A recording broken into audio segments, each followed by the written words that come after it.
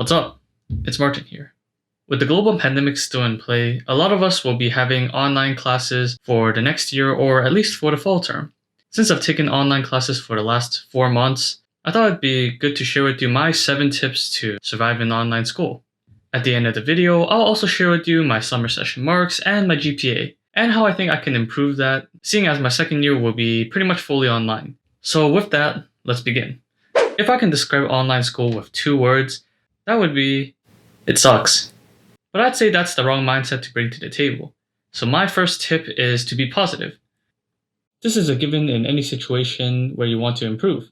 If you think something sucks, you're more likely to give up or not try as hard. Nothing good ever comes from having a negative mindset, especially when it comes to learning.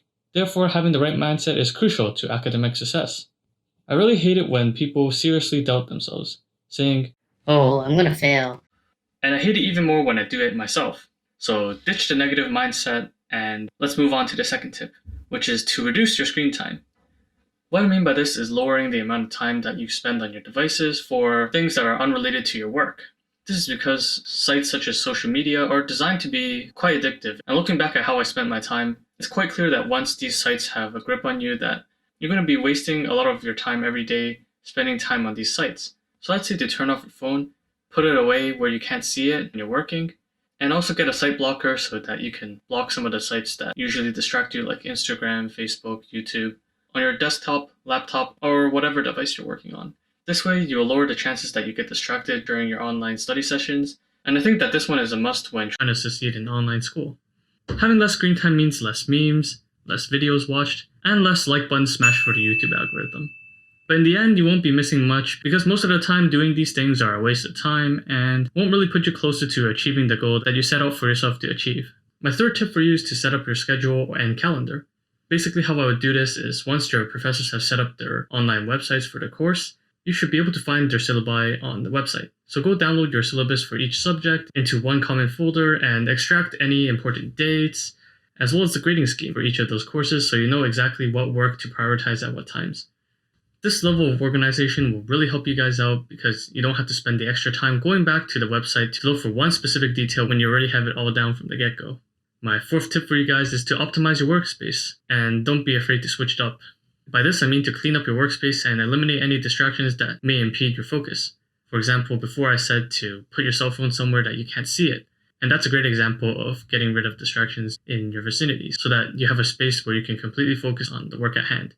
Another thing is that because I've been sitting at this very desk the entirety of my online summer session, I felt a little bit tired of working here, so don't be afraid to switch locations, because that can keep studying feeling fresh. And I think that's another very important point, and that's the ability to adjust or pivot when you're feeling a little bit down during your study session. When something isn't working, like working at the same study space all the time, then it's good to try to implement new things to see what works and what doesn't. So moving on to the fifth tip I have, and that is to stay connected with friends.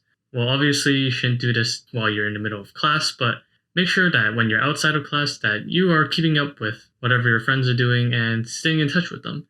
Because what I've learned during this social distancing period is even though I'm an introvert, I still appreciate when I get to talk to people, and staying connected with the people you care about is a great way to prevent yourself from burning out. Now, the sixth tip that I have is to stay active.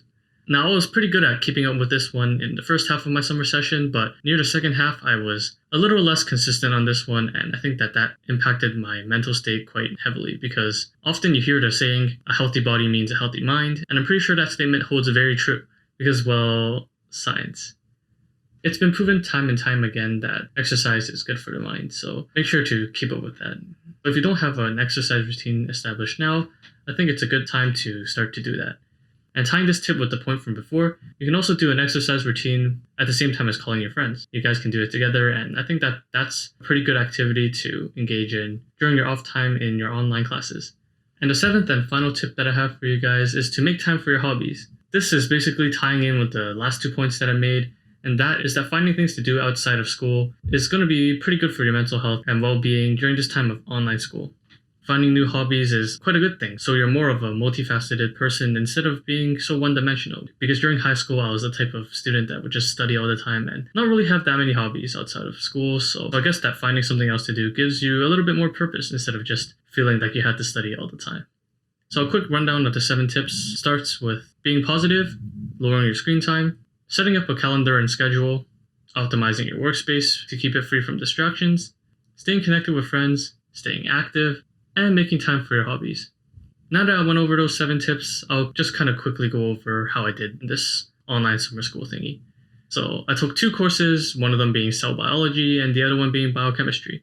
So for cell biology, I ended with 90, which translates to a 4.0 GPA for that course. And for biochemistry, I ended with an 84.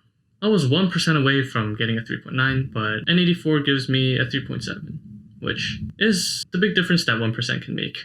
But just to give some extra context, I was doing really well in the first half. I actually had above 93 for both courses at one point, but during the second half, this is where these 7 tips would have helped me greatly, and that's why I'm sharing it with you guys.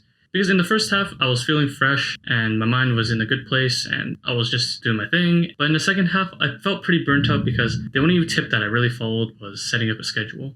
Not that I followed that very closely because I was getting distracted on my phone and other distracting websites like YouTube.